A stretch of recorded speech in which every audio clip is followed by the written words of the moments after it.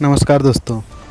इस बार पवन सिंह की होली TV9 भारतवर्ष पर कल लखनऊ में शूटिंग पूरा हो चुका है और यह 18 तारीख को TV9 भारतवर्ष पर आप देख सकते हैं ये प्रोग्राम को।